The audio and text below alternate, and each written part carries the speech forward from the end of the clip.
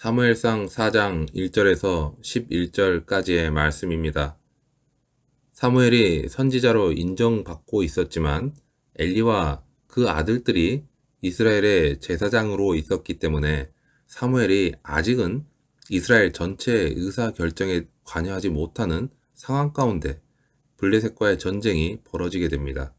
그런데 이때 언약궤에 대한 이스라엘의 인식은 당시 이스라엘이 얼마나 외형적인 종교에 치우쳤으며 하나님을 우상 숭배하듯이 섬겼는지를 너무나 잘 보여주고 있습니다.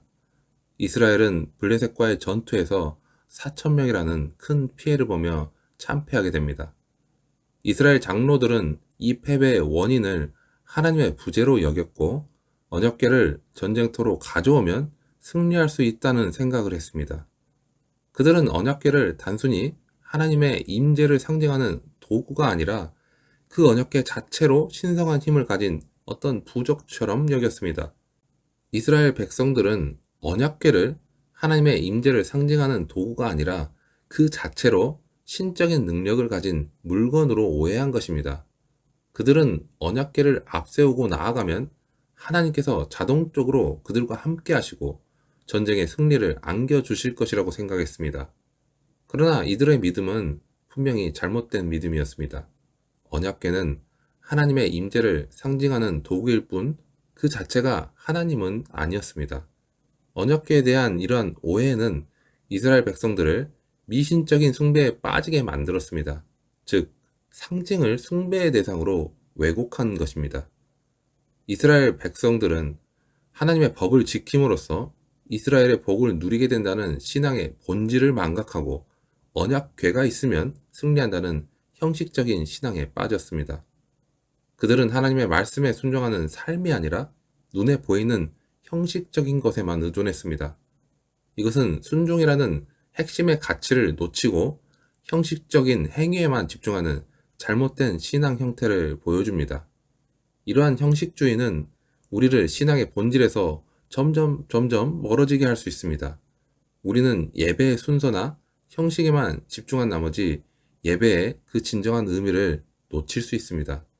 예배는 하나님과의 만남과 교제, 그리고 하나님께 대한 경배와 찬양을 드리는 시간입니다. 하지만 형식에만 얽매이게 되면 이러한 본질을 잊어버리고 껍데기뿐인 예배를 드릴 수 있습니다. 형식주의는 이처럼 우리 안에 공허함을 남기게 되고 진정한 영적인 만족을 얻지 못하게 합니다. 즉, 신앙의 변화와 성숙은 외면한 채 형식적인 틀에만 갇혀있게 되는 것입니다. 진정한 신앙은 예배당 안에서만 드리는 예배가 아니라 우리의 삶 전체가 하나님께 예배가 되는 것을 의미합니다. 우리는 일상생활 속에서 하나님의 말씀을 따라 살아감으로써 하나님께 영광을 돌려야 합니다. 이것이 바로 하나님께서 원하시는 진정한 예배자의 모습입니다. 삶의 예배는 우리의 실제적인 가치관과 내 삶의 방향이 변화시키고 하나님과 더욱 깊은 관계를 맺도록 인도하게 됩니다. 즉, 나의 삶 전체가 하나님을 향한 예배가 되는 것이 진정한 신앙의 모습이라 할 수 있습니다. 이스라엘이 땅이 울릴 정도로 크게 외치는 소리를 들은 블레셋 사람들은 언약궤로 인해서 이스라엘의 사기가 충전되었다는 것을 알게 되었고 두려움에 사로잡혔습니다. 출애굽 당시에 하나님께서 애굽에 내리신 10가지의 재앙과 홍해를 가르신 사건을 기억했던 블레셋 사람들은 그 강력한 신 앞에서 자신들은 더 이상 승산이 없다고 느꼈습니다. 그러나 이스라엘 백성은 그러한 블레셋의 두려움을 이용하여서 자신들의 승리를 확신하고 있었습니다.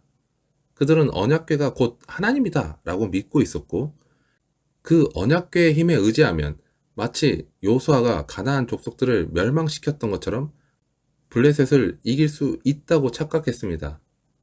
여호수아서는 가나안 족속들이 하나님의 행하신 일을 듣고 마음이 녹았다고 기록되어 있습니다. 이것은 이스라엘의 승리를 예고하는 말이기도 합니다. 여기까지만 보면 하나님이 이스라엘과 함께 하셔서 이스라엘이 블레셋을 이길 것만 같습니다. 그러나 현실은 이스라엘의 이러한 기대와는 정반대로 흘러가게 됩니다. 블레셋은 두려움을 딛고서 죽음을 각오하고 맹렬하게 싸우게 되었고 이스라엘은 3만 명이나 전사하는 참패를 당하고 흩어지게 됩니다. 언약궤는 빼앗기게 됩니다. 홈니와 비느하스도 죽임을 당하게 됩니다. 여호수아가 언약궤를 앞세워 요단강을 건너고 여리고성을 무너뜨릴 수 있었던 것은 그 언약궤가 곧 하나님이시기 때문이 아니라 하나님께 온전히 순종하며 따랐기 때문인 것입니다. 이스라엘 백성은 언약궤를 부적처럼 여기고 그 힘에 의존했습니다. 하지만 하나님께 대한 진정한 믿음과 순종은 없었습니다.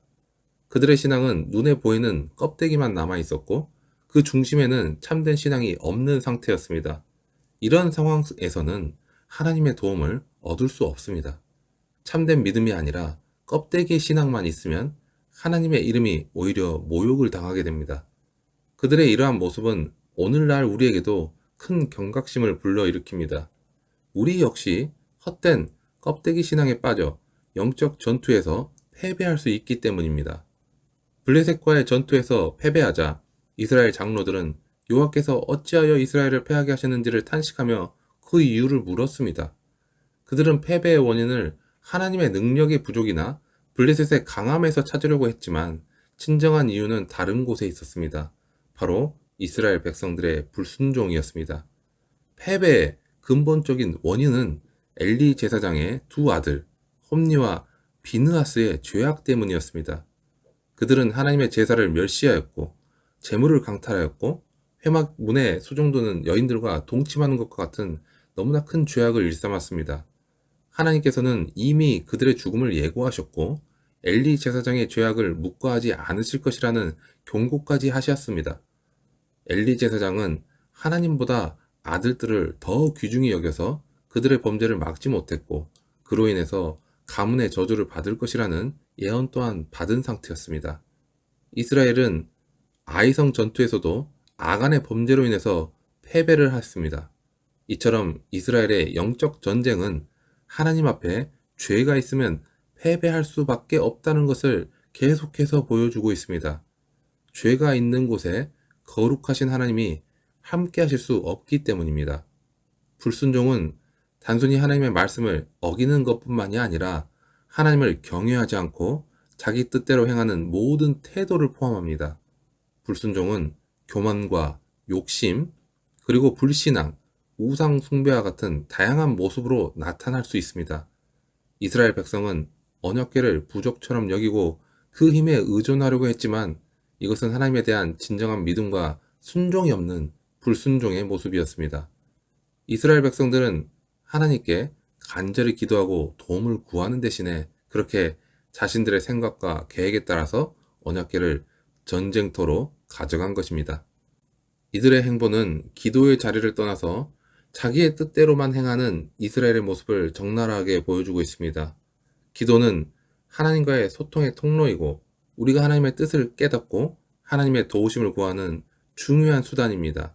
그러나 이스라엘은 이 기도를 생략하고 자기 생각대로 행함으로써 스스로 영적 실패의 길을 걷게 됩니다. 자기 뜻대로 행하는 것은 교만과 불신앙에서 비롯됩니다. 교만한 사람은 자신의 능력을 과신하고 하나님의 지혜를 의지하지 않습니다. 그리고 불신앙에 빠진 사람은 하나님의 능력을 신뢰하지 못하고 자신의 계획을 앞세우게 됩니다. 이스라엘 백성들은 오히려 언약궤를 가져오면 승리할 것이라는 그런 잘못된 믿음에 사로잡혔습니다. 이 이야기는 하나님과의 소통을 단절하고 자신의 생각과 판단대로 행동한 사례 중에 너무나 큰 사례입니다. 이스라엘 백성들이 언약궤를 전쟁터로 가져가면 승리할 것이라고 믿은 것은 이러한 교만과 불신앙의 결과였습니다. 스스로의 판단이 옳다고 여기며 하나님의 뜻을 구하지 않는 태도는 영적 실패를 초래하는 중요한 원인이 됩니다. 자기 뜻대로 행하는 것은 하나님의 주권을 무시하는 행위입니다. 하나님은 모든 것을 주관하시는 분입니다. 그리고 우리는 하나님의 뜻을 구하고 인도하심을 따라야 합니다.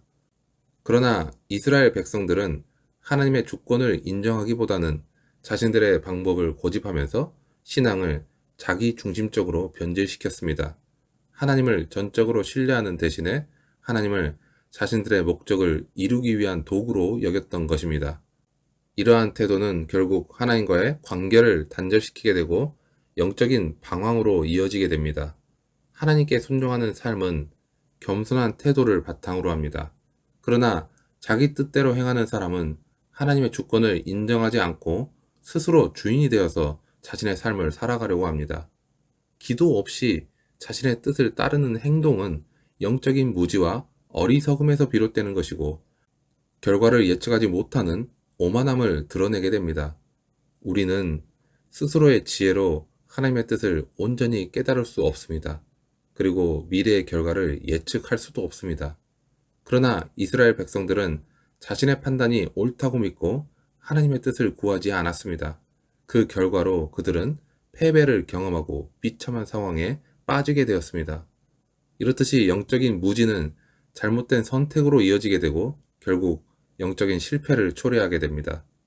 그렇기 때문에 우리는 기도를 통해서 하나님의 뜻을 구하고 자신의 판단을 앞세우는 태도를 버려야 합니다. 하나님의 뜻을 따르는 삶은 이런 교만과 불신앙에서 벗어나서 겸손과 순종으로 나아가는 길입니다. 하나님의 주권을 인정하며 기도를 통해 하나님의 인도하심을 구할 때 우리는 영적인 실패가 아니라 영적인 승리의 길을 걸어갈 수 있습니다. 사무엘상 4장의 이 이스라엘의 패배의 이야기는 단순히 역사적인 사건이 아닙니다. 이 말씀은 시대를 초월하여 우리에게 깊은 영적인 교훈을 던지고 있습니다. 이스라엘 백성들의 어리석은 선택과 그로 인한 비극적인 결과는 오늘날 우리에게 헛된 껍데기의 신앙을 경계하고 진정한 믿음의 의미를 되새기도록 합니다. 형식주의는 우리를 신앙의 본질에서 멀어지게 할 수 있습니다. 예배의 순서나 형식에만 너무나 집중한 나머지 예배의 진정한 의미를 놓칠 수 있습니다. 예배는 분명히 하나님과의 만남과 교제입니다. 그리고 하나님에 대한 경배와 찬양을 드리는 시간입니다. 하지만 형식에만 얽매이게 되면 이러한 본질을 잊어버리고 껍데기뿐인 예배를 드릴 수 있습니다. 우리에게 공허함만을 남깁니다. 진정한 영적인 만족을 얻지 못하게 합니다. 이러한 형식주의는 우리가 신앙의 목적을 하나님께 영광을 돌리는 것이 아니라 자신의 만족이나 위안을 얻는 것으로 신앙을 변질시키는 것과 같습니다. 진정한 신앙은 예배당 안에만 있는 것이 아닙니다. 우리의 삶 전체가 예배가 되어야 합니다. 삶의 예배는 우리를 하나님께로 나아가게 하고 우리의 삶을 진정으로 변화시키게 됩니다. 삶 전체가 하나님을 향한 예배가 되는 것이 진정한 신앙의 모습입니다. 하나님과의 관계가 내 삶의 모든 영역에 영향을 미치는 것을 의미합니다. 살아계신 하나님과의 친밀한 관계는 무뎌지고 건물과 조직과 어떤 의식과 직분만 남아있는 그야말로 껍데기만 남아있는 상태가 되면 세상과의 영적 전투에서 이길 수가 없습니다. 아무리 그럴듯하게 종교의 행위를 반복한다 해도 참된 생명을 누릴 수가 없는 것입니다. 우리는 어떤 모습으로 신앙생활을 하고 있다고 말할 수 있을까요? 혹시 껍데기 신앙에 머물러 있지는 않을까요? 오늘 우리가 의뢰하고 있는 것, 우리가 자랑하고 있는 것은 과연 무엇인지, 혹시라도 겉으로 보이는 껍데기는 아닌지 우리가 깊이 생각해보고 하나님께 나아가 다시금 기도해 보아야 할 것입니다. 하나님은 기쁘게 순종하는 신실한 자들을 통해 역사하십니다. 우리의 삶 속에서 하나님의 말씀에 따라 살아가고 하나님의 뜻을 구하며 순종하는 것이 그렇기 때문에 중요합니다. 이제는 보이는 어떤 껍데기의 신앙이 아니라 진정한 믿음과 순종으로 하나님을 섬김으로써 하나님의 도우심을 경험하며 하나님의 영광을 나타내는 저와 여러분이 되기를 간절히 축원합니다.